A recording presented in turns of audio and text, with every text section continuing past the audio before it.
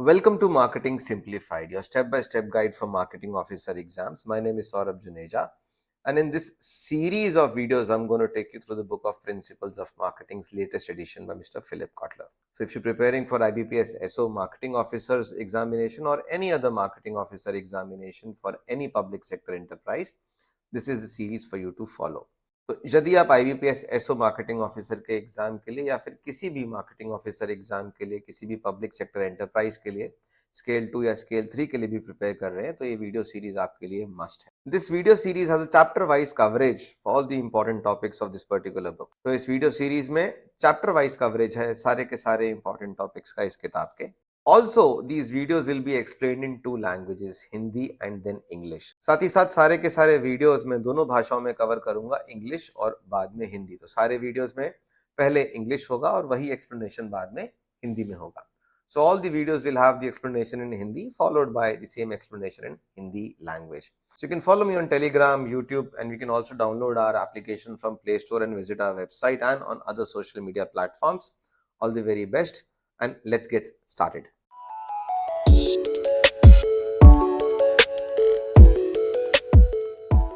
So hi and welcome again, and this would be part 1 of chapter number 2. Chapter number 2 largely talks about the company and its marketing strategy, wherein it also talks about how basically companies end up partnering to build customer engagement, to build customer value and customer relationships.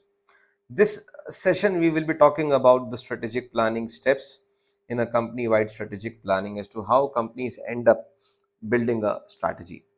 So to understand this concept, we need to first understand that companies basically have a first company-wide strategic planning. The entire company has a strategy which it chases and which actually tries to have in place. And this strategic planning guides marketing strategy and planning. So within the company's entire, it's large strategy, its overall strategy, there is a marketing strategy that suits and fits different products, different brands, right? So that is how basically you have a marketing strategy and you have a company's broader strategy must also be customer focused.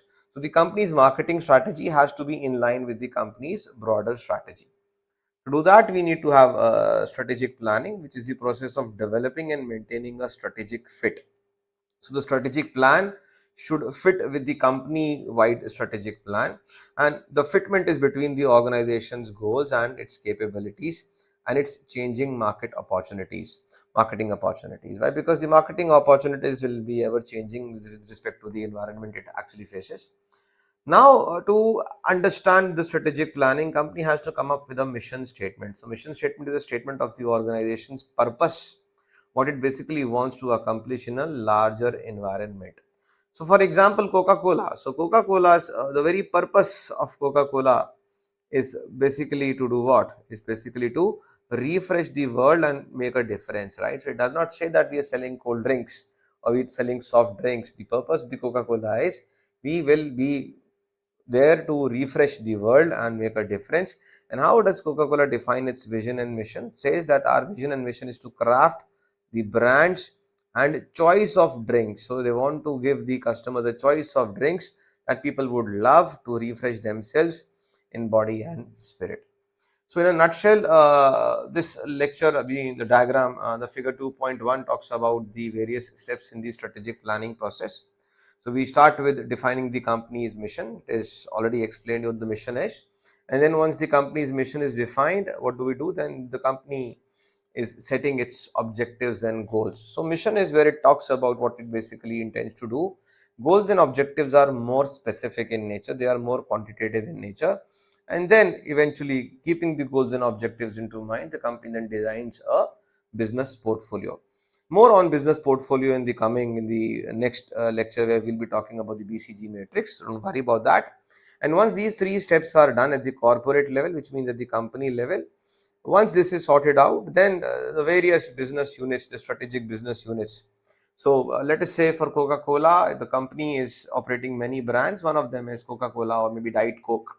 So a specific business unit, and then we have a product and a market level strategy for that particular specific business unit, and that is where we end up planning about the market, and we have a marketing plan and then other functional strategies around that marketing plan. So company wide strategic planning guides marketing strategy and planning.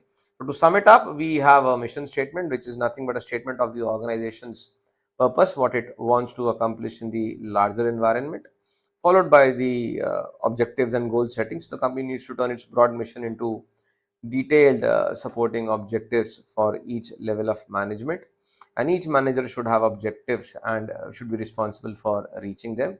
And eventually a business portfolio, which is a collection of businesses and products that make up the company. So from defining the company's mission to zeroing upon on the objectives and goal, you design the portfolio and then you execute a marketing plan around that portfolio. So that's it in this particular lecture. In the next lecture, we'll be talking about the portfolios at large. Bye bye.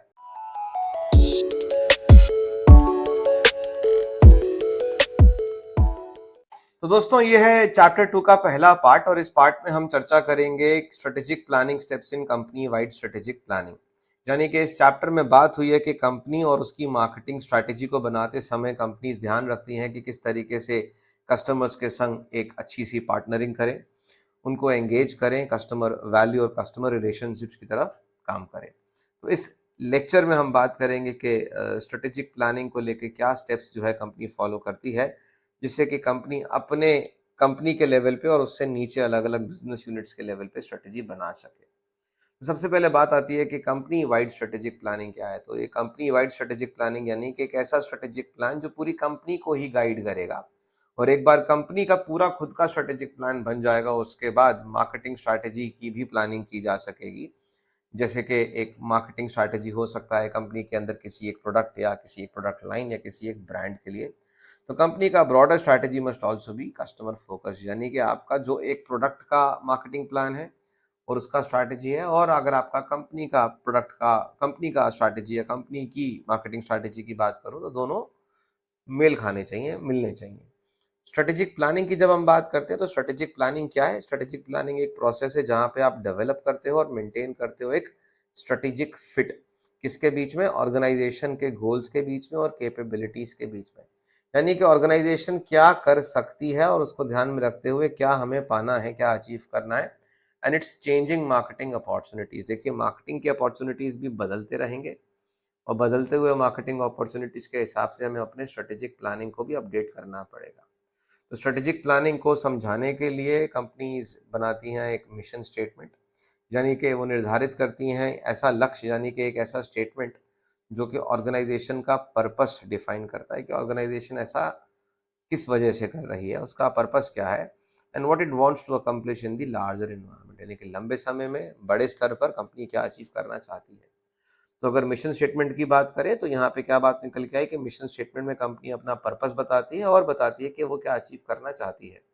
उदाहरण के तौर पे Coca Cola company को देखें तो Coca Cola company का purpose क्या है कि वो दुनिया को रिफ्रेश करे और एक डिफरेंस क्रिएट करे। और ये कैसे करेगी? इसका मिशन और विजन क्या बोलता है कि हम एक ऐसे ब्रांड्स को बनाएंगे, क्राफ्ट करने का मतलब है ऐसे ब्रांड्स को हम बनाएंगे जो कि हम जिसके जरिए हम कस्टमर्स को चॉइस देंगे अलग अलग ड्रिंक्स का, और जिससे कि पीपल पसंद करेंगे और रिफ्रेश कर पाएंगे अपने बॉडी और स्पिरिट को।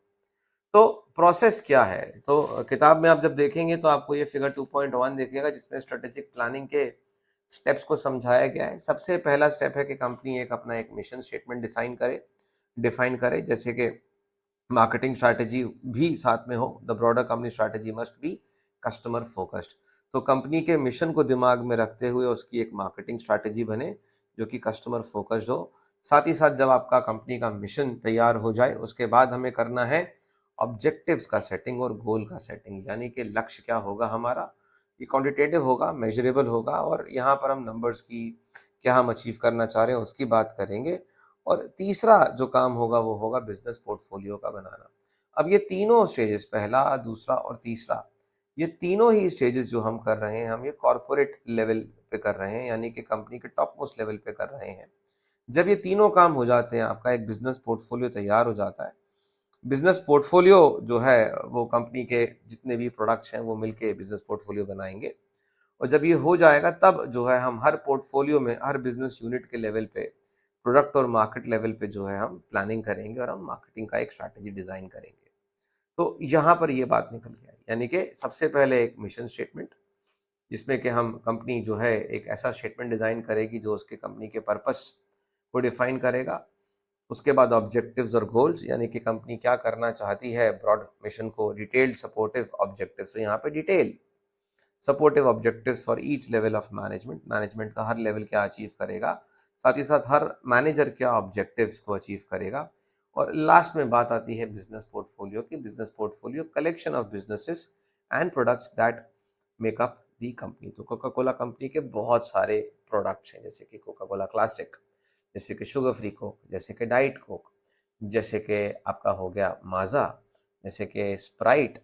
इंडिया में तो थम्स अप भी कोका कोला का ब्रांड है। इसके अलावा मिनट मेड जो है ड्रिंक्स जो आती हैं, जो नॉन एरिएटेड ड्रिंक्स हैं, वो भी कोका कोला का ही पोर्टफोलियो है। इस तरीके के बहुत सारे प्रोडक्ट्स और ब्रांड्स मिलके जो है पोर्टफोलियो बनाते हैं। पोर्टफोलियो के बारे में डिटेल में चर्चा करेंगे अगले लेक्चर में। तब तक के लिए आशा करता हूँ आपको ये स्ट्रेटेजिक प्लानिंग का प्रोसेस समझ में आ गया होगा, और मिलेंगे आपको अगले लेक्चर में। तब तक के लिए बाय।